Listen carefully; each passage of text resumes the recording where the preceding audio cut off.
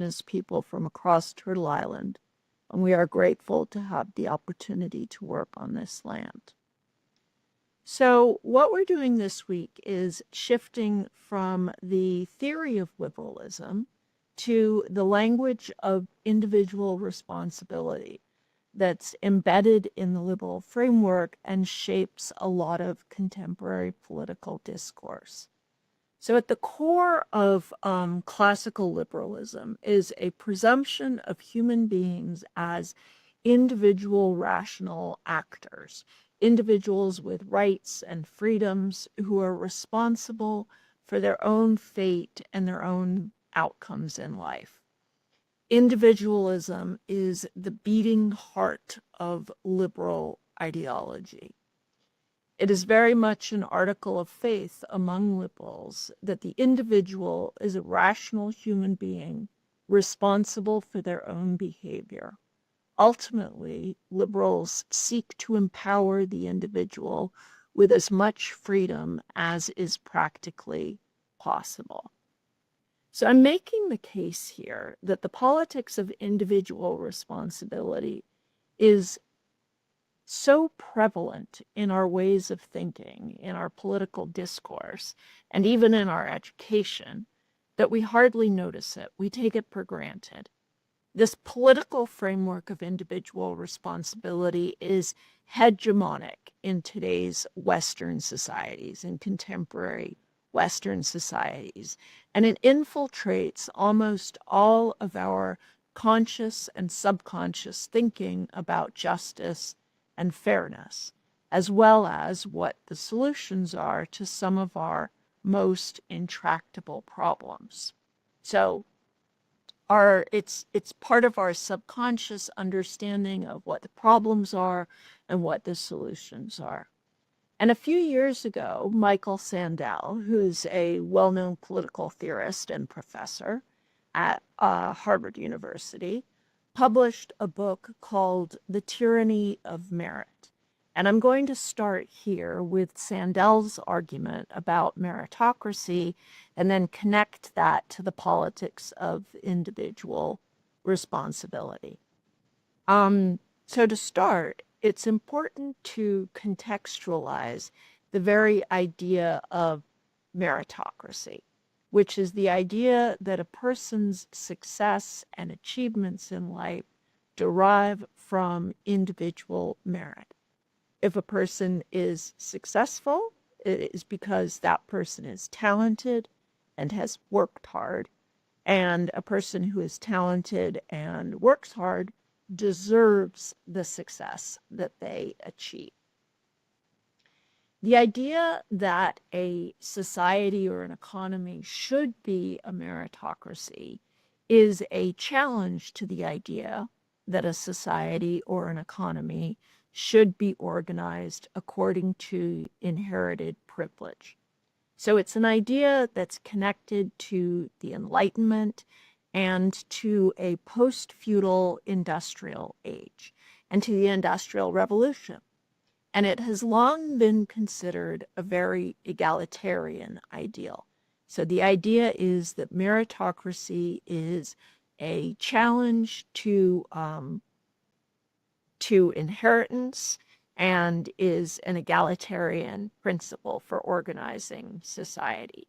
And the idea here is that we're doing away with a social order that apportions or allocates success, wealth, prestige, all of those things according to inheritance and the status of your family as a member of the nobility or as landowners, or on the flip side, as peasants or as laborers.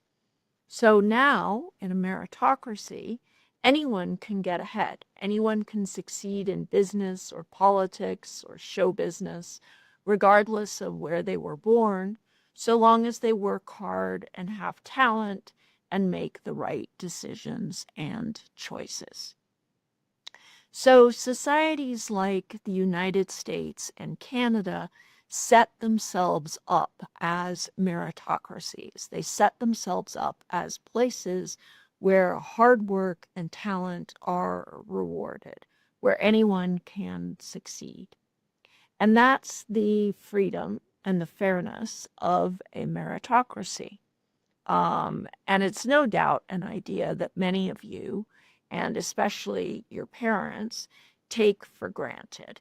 And by that, what I mean is that most people, including most of us in this class, believe that success should depend on a person's talents and hard work, and that a person who's talented and works hard deserves the success they achieve. So this is how Sandel describes it in an interview in The Guardian.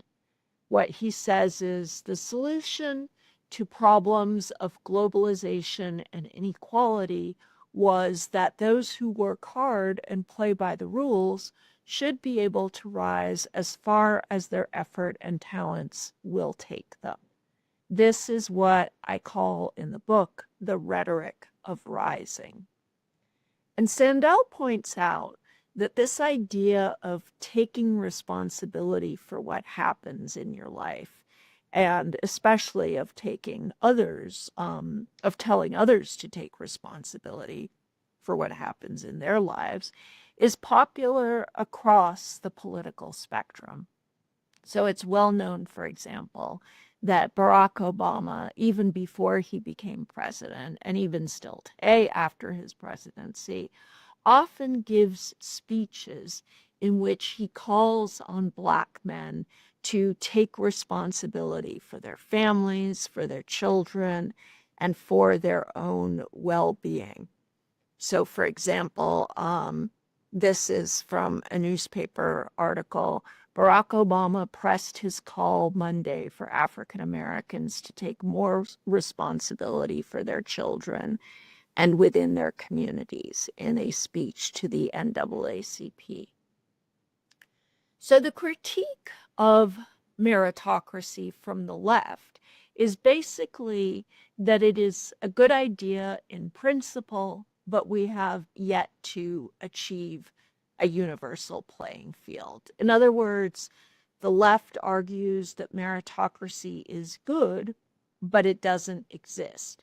Instead, it's still too often the case that the children of wealthy people go to good schools and good universities, and they perform well on tests, and they have access to high-paying jobs and nice homes in good neighborhoods. And the children of poor or racialized people do not have the same advantages. And so, although technically institutions and universities and neighborhoods and jobs are not closed to the children of poor people, in real life, the children of wealthy people rise not so much on their own merit, but on their inherited advantages.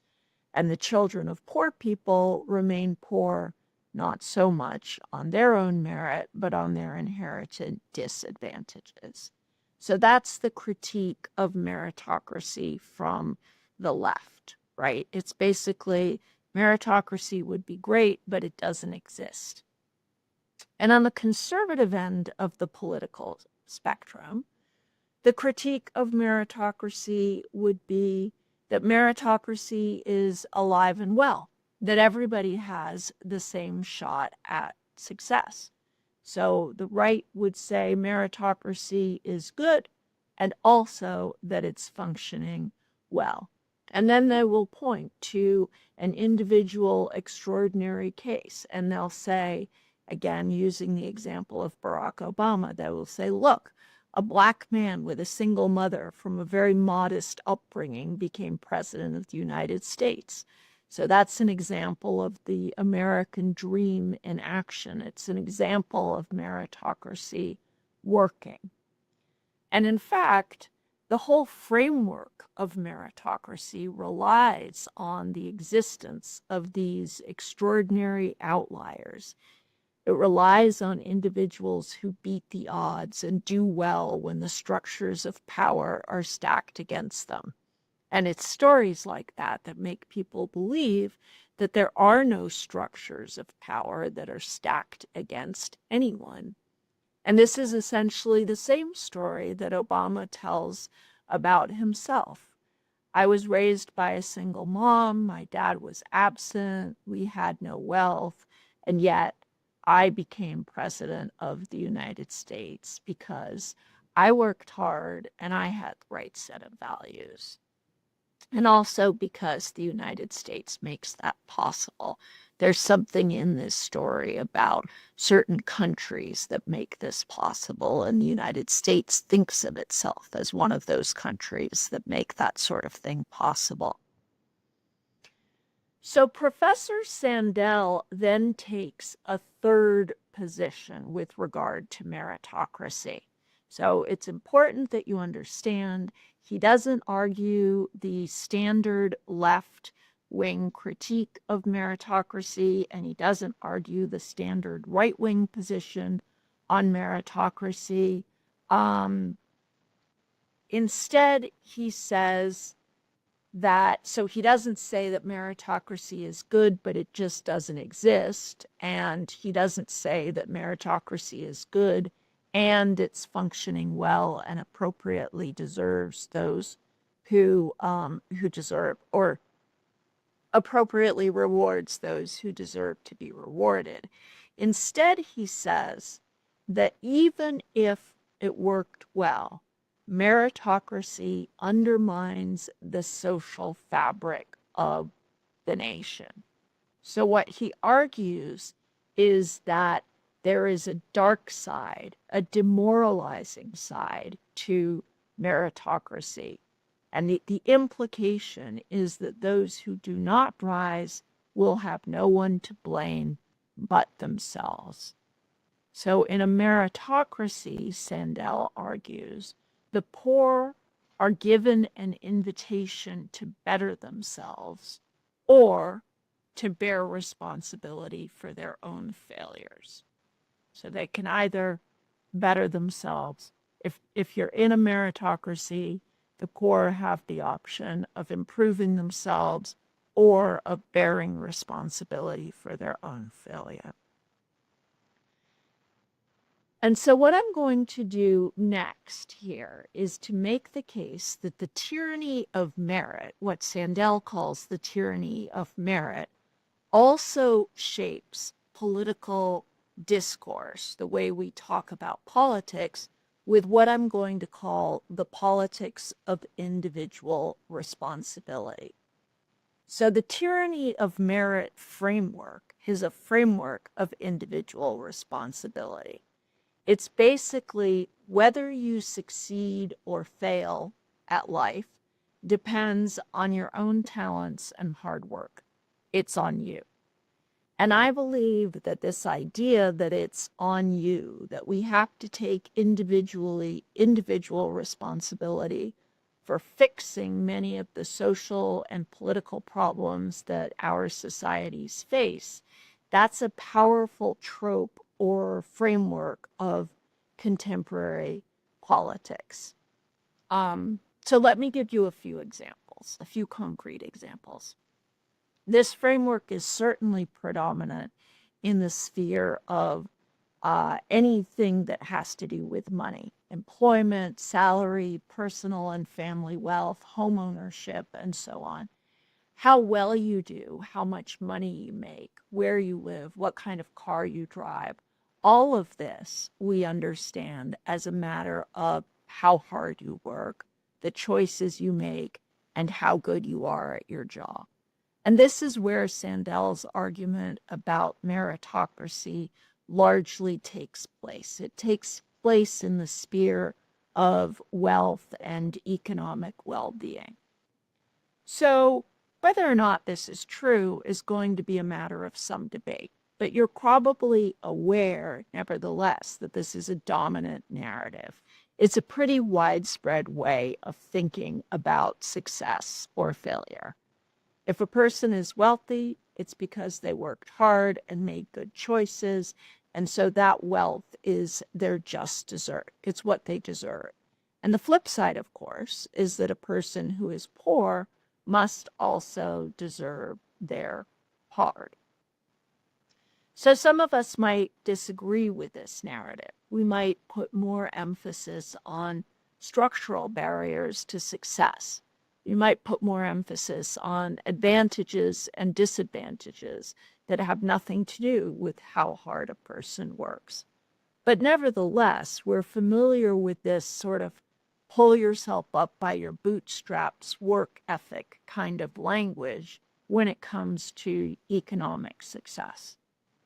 But the point I'm making is partly that this story of individual responsibility is so powerful that it extends beyond the sphere of personal economic success into areas that we wouldn't naturally or automatically think of as being a matter of personal responsibility, or at least that we didn't until recently think of as a matter of personal responsibility.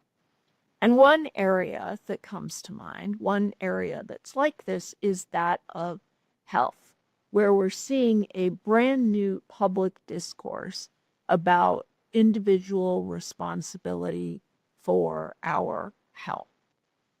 So I'm going to give you an example here. A few years ago, I wrote a book called Lactivism, and this was a book about the politics of breastfeeding. And in the book, one of the things that I was trying to figure out was why so many people in the public sphere, like public authorities, public health officials, were so invested in breastfeeding, even though, in fact, the benefits of breastfeeding are pretty modest. And the evidence for those benefits is mostly inconclusive. So in other words, the point is that the science behind slogans like breast is best is pretty shaky. For most babies, it really doesn't matter all that much if mothers breastfeed or not. And yet, there is a great deal of activism and interest surrounding breastfeeding. Mothers who don't breastfeed are shamed for endangering their babies. There are a lot of hospitals that don't allow new mothers to feed their babies formula unless a doctor signs a prescription for it. And most countries around the world also have public campaigns to promote breastfeeding.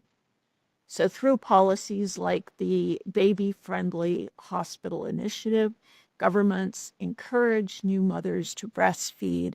And one of the ways they do that is by making it harder for them to access formula. And one of the reasons that governments are so invested in breastfeeding is that it's part of a broader policy framework that treats health and well-being as a matter of individual responsibility. So the story that comes out of public health institutions, like the Public Health Agency of Canada or the Centers for Disease Control in the United States, and also out of global health institutions like the World Health Organization, all of these public health organizations have a common narrative. And that narrative is that most of the money we spend on healthcare is spent on treating people with chronic illnesses. And then they go on to define chronic illnesses as illnesses that are brought on or exacerbated by individual lifestyle choices.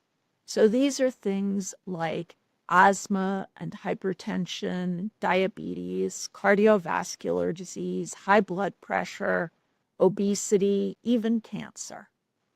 And these so-called chronic illnesses are caused or exacerbated, they argue, by the lifestyle choices that people make, like smoking and failing to exercise and eating unhealthy food. In other words, public health organizations are making the case that people themselves are responsible for their own poor health because they're making bad lifestyle choices. poor health is an individual's own fault and responsibility, and it's costing us money.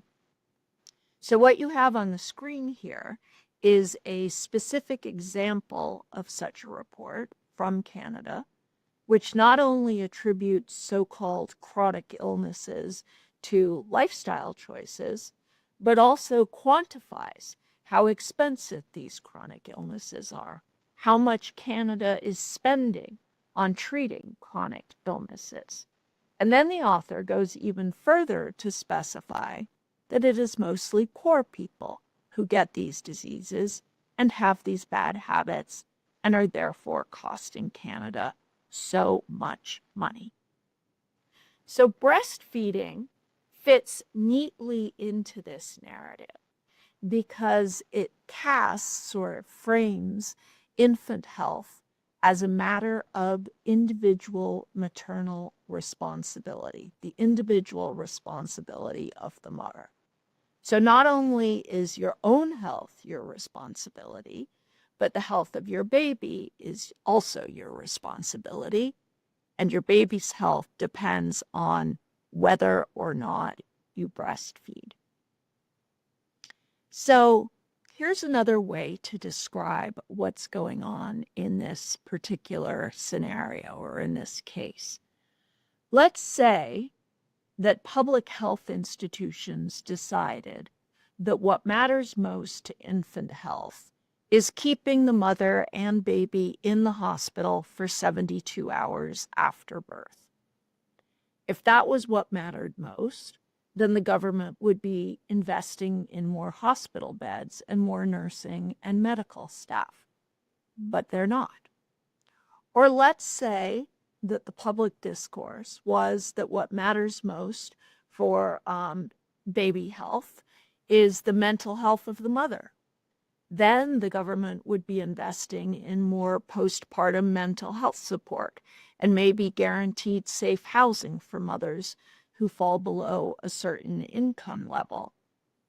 Or let's say, and this is actually true, that what matters most for infant health is high-quality daycare. It actually happens to be the case that most babies get sick when they go to daycare because that's when they're exposed to other kids who are sick. So let's say that the government decides that what matters most is high-quality daycare.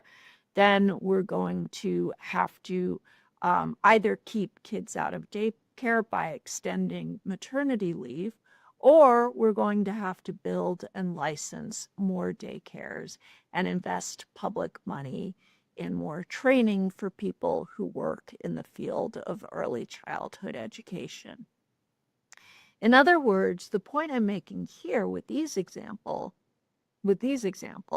is that our stories about what is important have an impact on where we place responsibility, and then that in turn has an impact on our public policies and on how we direct and allocate funding. And if our story is that what matters most for health is individual responsibility, then we're going to put more pressure on individuals to take care of their health. And if what matters most for infant health is breastfeeding, then we're telling a story, again, about individual responsibility. And we, as a society, as a government, we don't need to invest anything at all. All we need to do is get more women to breastfeed for longer periods of time.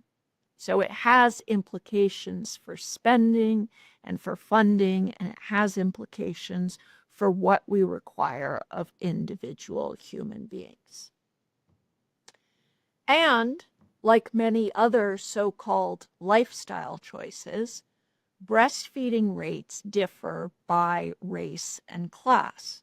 So breastfeeding is much more common in both Canada and the US among women who are white and middle or upper middle class and have more education. So just like smoking and physical inactivity, feeding your baby formula from a bottle is much more prevalent among women who are poor and racialized. And so, if a country's public health narrative emphasizes the medical cost of poor lifestyle choices, including smoking, feeding babies formula, that narrative is not only blaming smokers and formula feeders for bad health, it's specifically blaming people who are poor and racialized. In other words, the politics of individual responsibility does not only burden individuals with responsibility for their own health, more often than not, it burdens specific categories of people. And most often, those categories are people who are poor and racialized. So this discourse or framework of individual responsibility also does work of drawing the boundaries of good behavior and good citizenship around certain people and excluding some people from those boundaries and maintaining boundaries of race and class. So the point that I'm making here is that the drive to frame infant health as a matter of breastfeeding, as part of, as the individual responsibility of every mother to breastfeed, is part of a larger politics of making structural and systemic injustices, like, for example, the absence of federally mandated maternity leave in the United States and the scarcity of doctors and health care in Canada. It makes those structural and systemic problems invisible. So climate change is another issue that is often framed as a matter of individual responsibility. I'm going to tell you a story here. When he was in the second grade, my son came home from school with instructions from his teacher to monitor how much water our family was using in a week. And it was part of a unit on climate change. It was actually a combined sort of math science unit on climate change and graphing. So he came home with instructions to monitor how much water his family was using in the week. How many times did we do laundry? How long did we spend washing the dishes? How long was spent in the shower? And so on and so forth. And he was very conscientious about this project. He encouraged us to stop brushing our teeth for so long to get our numbers down. And then he gathered all this information and he turned it into a graph and he took it back to school. And then the children all compared their graphs to see where their families were failing and where each family could improve their personal habits in order to stop global warming. And I am for saving water. I'm not against saving water. I'm all about, not using too much water. But at the same time, I would prefer it if the Toronto District School Board taught children in second grade that Canada has to invest in green energy, that it has to stop fracking and drilling in the oil sands, that Canada should diversify its economy so that it depends less on oil and gas revenues. I would prefer if that was the lesson in their unit on climate change, instead of telling my second grader, my 6-year-old son, that his mother needs to take shorter showers in order to protect the world from the ravages of climate change. I think that's it. I think that's all I've got on the issue of individual responsibility, is a few stories of how this actually plays out in real life. And I encourage you to think of your own stories about, or just to keep your eyes open to how often this discourse, this framework of individual responsibility, pops up in politics and in public policy, and also to think about what work is this doing in this context? How is this particular framework directing how our society, how our government decides to spend money? Thank you very much. Have a great week.